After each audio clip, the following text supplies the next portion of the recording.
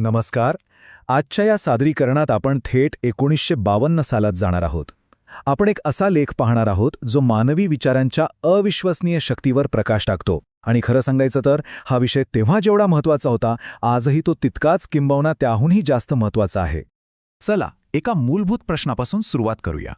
या संपूर्ण विश्वात सगळ्यात वेगवान आणि सगळ्यात शक्तिशाली शक्ती कोणती असेल? थोडा विचार करा. प्रकाश असेल, वीज की अजूनच काहीतरी? तर याचं उत्तर कदाचित आपल्याला आश्चर्यचकित करेल. या लेखानुसार ती शक्ती आहे विचार. हो, अगदी बरोबर. शक्तींच्या विश्वात विचारांची शक्ती सर्वात वेगवान आणि प्रभावी आहे. हे एकच वाक्य या संपूर्ण विश्लेषणाचा पाया आहे. तर मग या अदृश्य शक्तीमागे काही विज्ञान आहे का? चला तर मग या लेखामध्ये उलगडून दाखवलेल्या विचारांच्या भौतिकशास्त्राचा शोध घेऊया. तर हा लेख काय सांगतो की आपले विचार म्हणजे काही हवेतल्या गप्पा नाहीत.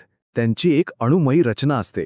म्हणजे काय? तर ते ईथर नावाच्या एका तत्वातील अगदी सूक्ष्म कणांपासून बनलेले असतात. याचाच अर्थ आपल्या प्रत्येक विचाराला एक सूक्ष्म पण खरं भौतिक अस्तित्व आहे. आता हे ईथर किंवा आकाश तत्व म्हणजे नेमकं काय? अशी कल्पना करा की हे एक अदृश्य वैश्विक जाळं आहे.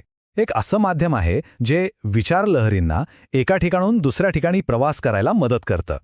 आपल्या विचारांसाठी हा जणू एक अदृश्य महामार्गच आहे. इथे प्रकाशाची आणि विचारांची तुलना करणं खूपच रंजक आहे. बघा, प्रकाशाचा वेग आहे सेकंदाला जवळजवळ 1,86,000 मैल, जो प्रचंड आहे. पण विचारांचा वेग त्याहूनही जास्त आहे. आणि सगळ्यात महत्त्वाचं, प्रकाश तुम्ही थांबवू शकता, पण विचार अप्रतिहत आहेत, म्हणजे त्यांना कोणीही रोखू शकत नाही. हे समजून घेण्यासाठी सूक्ष्मतेचा नियम खूप महत्त्वाचा आहे. नियम अगदी सोप्पा आहे. जी गोष्ट जितकी सूक्ष्म तितकीच ती जास्त शक्तिशाली. उदाहरणार्थ, पाणी स्थूल आहे, पण त्याची वाफ त्याहून अधिक शक्तिशाली आहे. वाफेपेक्षा हवा, हवेपेक्षा इथर, आणि या सर्वांपेक्षा सूक्ष्म असल्यामुळे विचार हे सर्वात शक्तिशाली ठरतात. चला आता हे पाहूया की आपलं स्वतःचं मन या वैश्विक नेटवर्कमध्ये किती मोठी भूमिका बजावतं. ते केवळ विचार ग्रहण नाही करत, तर ते एक शक्तिशाली प्रक्षेपक म्हणजे ट्रान्समीटर म्हणूनही काम करतं. या लेखामध्ये मेंदूला एका शक्तिशाली डायनॅमोची उपमा दिली आहे. जसा डायनॅमो ऊर्जा निर्माण करतो तसा आपला मेंदू विचार कंपने निर्माण करतो, आणि त्यांना त्या ईथरच्या वातावरणात प्रक्षेपित करतो, अगदी एखाद्या रेडिओ स्टेशनसारखं. पण मग एक प्रश्न मनात येतो. जर अवतीभोवती विचारांच्या एवढ्या लहरी पसरलेल्या असतील, तर आपलं मन त्या कशा स्वीकारतं? प्रत्येक विचार का पकडला जात नाही? याचं उत्तर सजातीय या सिद्धांतामध्ये दडलेलं आहे. सोप्या भाषेत सांगायचं तर आपलं मन एका चुंबकासारखं काम करतं. ते त्याच विचार लहरींना स्वतःकडे खेचतं ज्या आपल्या मनातल्या अवस्थेशी मिळत्या जुळत्या असतात. म्हणजे मनात जर भीती असेल तर ते भीतीचे विचार आकर्षित करेल. मनात जर प्रेम असेल तर प्रेमाचे विचार. लाईक अट्रॅक्ट्स लाईक असं जे म्हणतात, अगदी तसंच. ठीक आहे, आता आपण या अमूर्त सिद्धांतांकडून ठोस आणि वास्तविक परिणामांकडे वळूया. कारण विचार केवळ मनात राहत नाहीत, तर ते प्रत्यक्षात आपलं जीवन घडवतात. या स्रोतामधील ही एक खूपच सुंदर कल्पना आहे. प्रत्येक विचार म्हणजे काय? तर एक नन्हे बीज, एक लहानसं बी. पण त्या लहानशा बीजामध्ये एक विशाल वृक्ष बनण्याची पूर्ण क्षमता दडलेली असते. ही प्रक्रिया घडते तरी कशी? तर बघा, सुरुवातीला एक विचार पेरला जातो. मग रोजच्या चिंतनाने, म्हणजे त्या विचाराला पुन्हा पुन्हा आठवण्याने त्याला खतपाणी घातलं जातं. आणि हळूहळू तोच विचार आपलं चारित्र्य आणि आपलं नशीब बनून जातो. म्हणूनच या साहित्याचा मुख्य मुद्दा हाच आहे की मनुष्य जसा विचार करतो आणि दररोज चिंतन करतो तसाच तो बनतो. हे एक अत्यंत महत्त्वाचं आणि अनुभवसिद्ध तत्व आहे. आता आपल्या विचारांचे जे दूरगामी परिणाम होतात, जे कधीकधी आपल्याला दिसतही नाहीत, त्यांवर एक नजर टाकूया. हे परिणाम केवळ जगावरच नाहीत, तर आपल्या शरीरावरही थेटपणे होतात. ही एक खरंच खूप मोठी आणि धक्कादायक कल्पना आहे. आपल्याला अनेकदा वाटतं की जोपर्यंत वाईट कृत्य केलं नाही, तोपर्यंत वाईट विचारांनी काय फरक पडतो? पण ह्या लेखानुसार एक वाईट विचार सामूहिक विचार वातावरण प्रदूषित करून प्रत्येक सजीवाविरुद्ध केलेला गुन्हा आहे.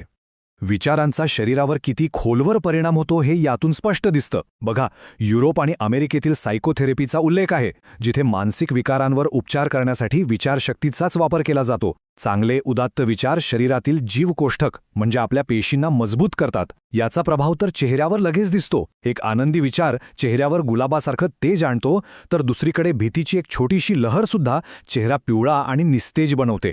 इतकंच नाही तर दुःख आणि रागासारख्या नकारात्मक भावना आपल्या पचनशक्तीवर आणि हृदयावर थेट हल्ला करून त्यांना कमजोर करतात.